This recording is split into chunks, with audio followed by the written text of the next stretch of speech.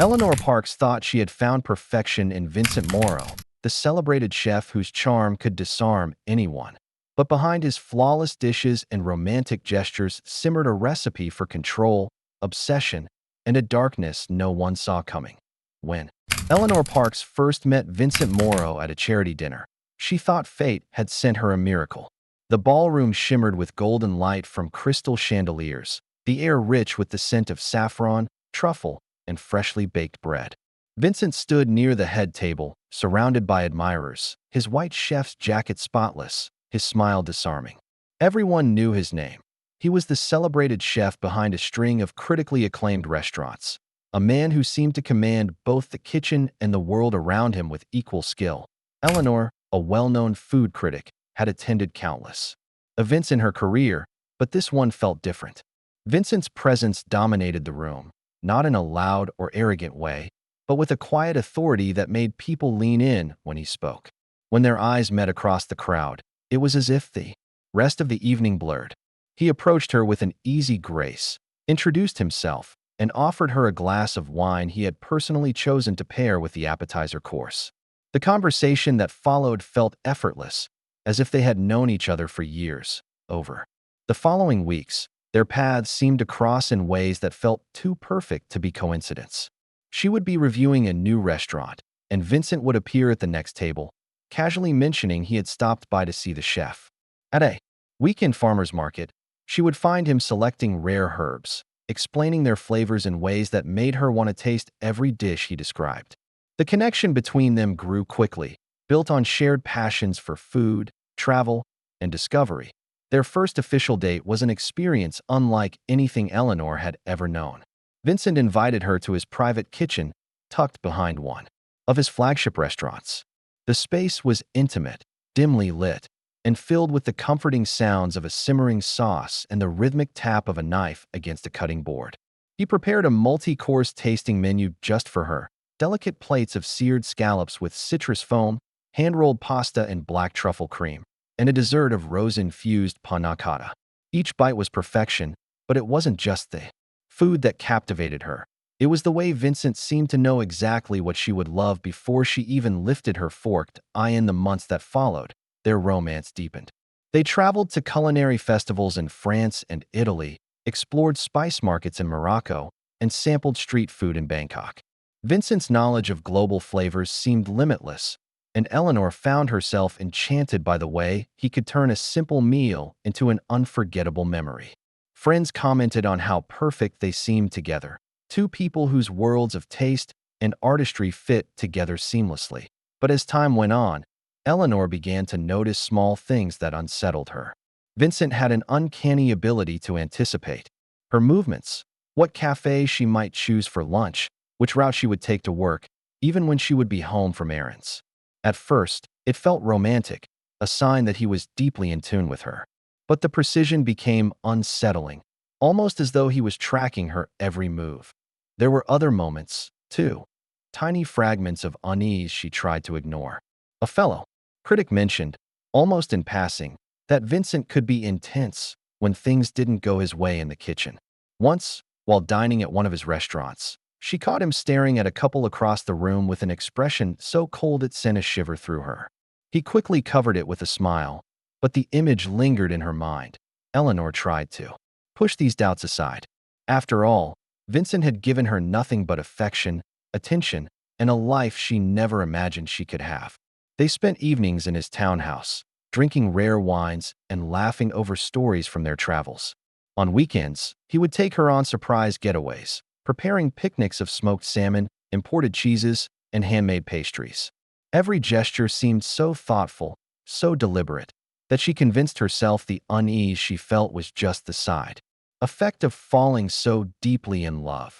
Yet, late at night, when she was alone in her apartment, she sometimes caught herself wondering why Vincent's perfection felt almost too perfect. She couldn't explain why she had started keeping a mental log of what he served her for dinner, or why she found herself scanning the room whenever they were in public, as if trying to see him through the eyes of a stranger. The questions were small and silent then, buried under layers of indulgence and romance. But they had already begun to grow roots that, in time, would tear apart everything she thought she knew about the man she loved. The turning point came on a crisp autumn evening, the kind that made the city streets glow under amber lamplight. Vincent had insisted on preparing dinner at his townhouse after returning from a weekend in the countryside. He spoke excitedly about the wild mushrooms he had foraged himself, claiming they were the finest he had found all season. Eleanor arrived to find the table set with flawless precision, linen napkins folded into elegant fans, crystal glasses catching the light, and a bouquet of deep red roses at the center. The meal began beautifully, with a light soup and freshly baked bread. Then came the main course, a rich mushroom ragu served over hand-cut pappardelle. The aroma was intoxicating, earthy, and warm, and Eleanor savored every bite. But halfway through, a strange sensation began to creep over her. A dull ache settled in her stomach, quickly turning to waves of nausea. By dessert, her skin was clammy, and the room seemed to tilt with every movement. Vincent noticed her discomfort immediately, his expression shifting from cheer to concern. He insisted she lie down in his guest room, bringing her chamomile tea and a cool cloth for her forehead. He blamed her symptoms on a sensitive stomach and perhaps too much wine. Eleanor wanted to believe him. After all, wild mushrooms could be heavy on digestion, and Vincent was attentive, checking on her every few minutes until she drifted into a restless sleep. She recovered within days, but the incident lingered in her thoughts. Weeks later, at an exclusive tasting event hosted by a prestigious culinary guild, Eleanor mingled with chefs, critics, and food lovers. She overheard two older guests speaking in hushed tones near the dessert table. They spoke of Vincent's early years, how he had risen quickly in the industry, but not without shadows. One of them mentioned a sous chef who had vanished abruptly after an argument with him. The other whispered about rumors of a girlfriend who had fallen seriously ill after dining at one of his first restaurants. Eleanor tried to dismiss it as gossip. People often invented stories about successful figures. Still, the words dug into her like splinters. Her curiosity grew. On a quiet afternoon, she visited the archives of a local newspaper. Buried in the records from a decade earlier, she found an article about a young woman named Elise Harmon who had disappeared after attending a private tasting at a restaurant Vincent once owned. The article offered no conclusions, only speculation and a note that no foul play had been proven. There was a grainy photograph of Elise, smiling, holding a wine glass, taken on the night she vanished. Eleanor stared at the image for a long time. She didn't know what to make of it. It could have been a coincidence. People disappeared for countless reasons. But she couldn't ignore the unease building inside her. She began to quietly keep track of her meals with Vincent, jotting down notes about each dish, how it tasted, and how she felt afterward. She wrote it all in a small leather notebook, disguising it among her professional tasting journals so it wouldn't draw attention. As the weeks went on, she noticed a pattern she couldn't explain. Certain dishes seemed to leave her unusually fatigued. Others brought a slight metallic aftertaste, so faint she might have dismissed it if she weren't paying attention. She began declining some of Vincent's more elaborate dinners, claiming she was too busy or not feeling well. He never protested, but she sometimes caught a flicker in his eyes, a look she couldn't name, that vanished as quickly as it appeared. The idea that something was wrong warred constantly with her desire to preserve the life they had built together. Vincent was still the man who made her laugh, who whisked her away to coastal towns, who could make her feel like the only person in the room. But now there was something beneath that charm, something she sensed but couldn't quite see. Eleanor told herself she was being cautious, that keeping notes was simply a way to protect herself in case her instincts proved right. Yet, deep down, she knew this wasn't just about caution anymore. The relationship that had once felt like a fairy tale now had shadows at its edges. And though she didn't realize it yet, she had already stepped into a game she could not win, without first understanding the rules Vincent had been playing all along. One afternoon in late winter, rain drummed steadily against the windows of Vincent's townhouse. The city outside was gray and muted, the streets slick with puddles, but inside, the air was warm and scented with citrus from a simmering sauce in the kitchen. Vincent had left early that morning for a wine auction in another district, telling Eleanor he wouldn't be back until evening. She decided to use the quiet hours to sort through some of her own work and catch up on neglected chores. While searching for a pen in Vincent's office. She noticed a small brass key tucked in the back of a drawer beneath a stack of old receipts. Its shape and finish matched the lock on the pantry door in his private kitchen, a door she had never seen open, one that Vincent always kept locked and treated as off-limits. She stood in the hallway for several minutes, the key cold in her palm, listening to the hum of the refrigerator and the faint ticking of the clock. Finally, curiosity overpowered hesitation. The lock clicked open with surprising ease. Eleanor stepped inside, expecting rows of spices, preserved fruits, and rare ingredients from around the world. Instead, the shelves were lined with unmarked glass jars. Some contained fine powders in shades of white, beige, and pale green, while others held dark, viscous liquids that clung to the glass like oil. The labels were not in any language she recognized, just symbols, small sketches, and cryptic marks. Tucked behind a stack of imported flour sacks, she found a leather-bound notebook, the cover worn smooth with age. Inside, pages were filled with Vincent's handwriting, a mixture of recipes and notes. At first glance, they looked like any chef's private collection of creations, but as she read, her stomach tightened. Certain recipes had annotations that chilled her, induces drowsiness in 20 to 30 minutes, mask bitterness with citrus, avoid overdose, lethal. Others referenced ingredients she knew were toxic in even small doses, paired with precise instructions on how to disguise their taste or appearance in elaborate dishes. Her breath came faster as she turned the pages. The handwriting was meticulous, almost obsessive. Some entries were dated years before they met. She took out her phone and began snapping photographs of the jars, the notebook pages, and the pantry shelves. Every click of the camera made her more aware of the silence around her. The only sound was the rain, heavier now, pattering against the glass. Before locking the door again, she noticed a small wooden box on the highest shelf. It was carved with a delicate pattern of vines and flowers. Inside were folded pieces of paper, old menus, each with certain dishes marked in red ink. She didn't understand the markings, but the thought of their purpose made her skin crawl. She returned the key to the drawer exactly as she'd found it, wiping the handle with her sleeve. All afternoon, she tried to distract herself with work, but her mind kept drifting back to the pantry. Every memory of Vincent in the kitchen now felt different. His careful plating, his insistence on controlling every ingredient, his refusal to let her help with certain dishes. When Vincent returned that evening, carrying a bottle of rare champagne and wearing the same easy smile, Eleanor forced herself to act as though nothing had changed. They ate dinner at the small marble table, candles flickering between them. He spoke about the auction, describing the vintages he had seen and the people he had met.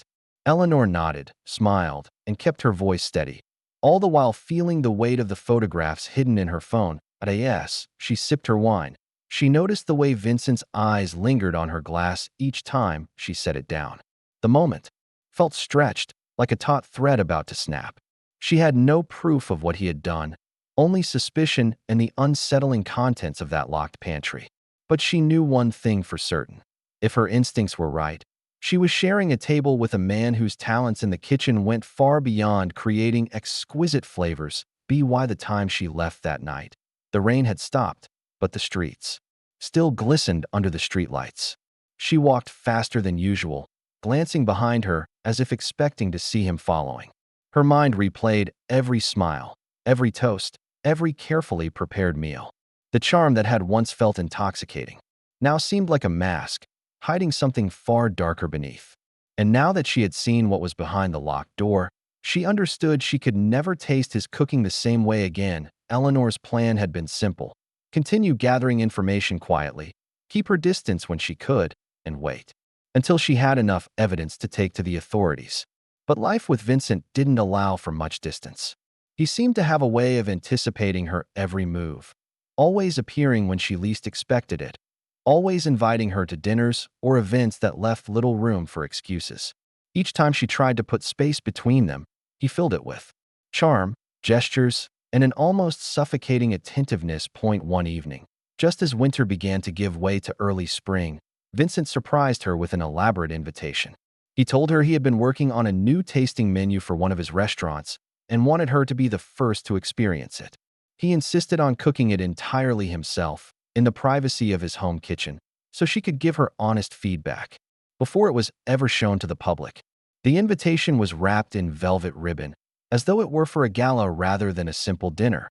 When she arrived, the scene was set like something from a glossy magazine. The table was laid with fine china edged in gold, each plate resting atop a silk placemat. Candles flickered in tall crystal holders, their light dancing across the polished wood. Soft instrumental music played in the background, just loud enough to fill the silences. Vincent greeted her with a kiss on the cheek, his smile warm but his eyes carrying an intensity she had come to recognize. The first course was delicate and refreshing, a citrus salad with candied almonds and a drizzle of honey vinaigrette. Eleanor ate slowly, watching Vincent move between the kitchen and the table with the precision of a performer.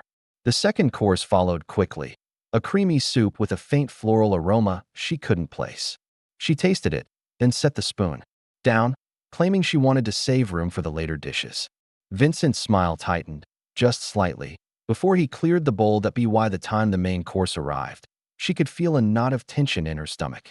He served a perfectly seared fish, garnished with edible flowers and a pale sauce. She took a few bites, careful to keep her face neutral. Then came dessert, his own creation, a custard infused with saffron and topped with spun sugar. The moment she tasted it, she noticed something strange. Her tongue tingled faintly, and a subtle numbness spread across her mouth. Panic rose in her chest, but she forced herself to stay calm. She complimented the flavor, then excused herself to the bathroom, locking the door behind her. Her hands shook as she turned on the tap to mask the sound of her gagging. She forced herself to expel what she had eaten, rinsing her mouth again and again until the tingling subsided. In the quiet of the small tiled room, her mind raced. If she confronted him now, he could deny everything, and she had no proof beyond her photographs and the strange sensations she'd felt. If she pretended nothing was wrong, she might make it through the night. But at what cost? When she finally emerged, Vincent was standing just outside the door, holding the dessert plate. His expression was pleasant, but there was a stillness to it, as though he had been waiting for her reaction. He urged her to have another bite, saying the flavor was best when fresh. Eleanor smiled faintly, thanked him, and claimed she was too full to eat more. They returned to the table, and she made a show of sipping her wine while slipping small portions of food into a napkin in her lap. She kept her voice steady, asking questions about his menu, his wine choices, anything to steer the conversation away from herself. All the while, she could feel his gaze on her, as though he was studying her every move. The dinner ended with Vincent walking her to the door, his hand warm against her back. He wished her a good night, his tone as smooth as ever. But Eleanor knew she had crossed an invisible threshold. Whatever was happening between them was no longer a matter of suspicion. It was survival. That night, back in her own apartment, she laid out the napkin carefully on her kitchen counter, sealing the food inside a small bag.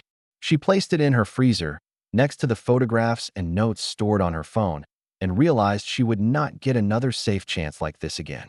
The walls of Vincent's charm were closing in, and if she didn't act soon, the next meal he prepared might be her last. The next morning, Eleanor woke with a sense of urgency that settled deep in her chest. The events of the night before replayed in her mind with a clarity that made her skin crawl. The tingling on her tongue, the metallic undertone in the custard, the way Vincent had been waiting outside the bathroom door.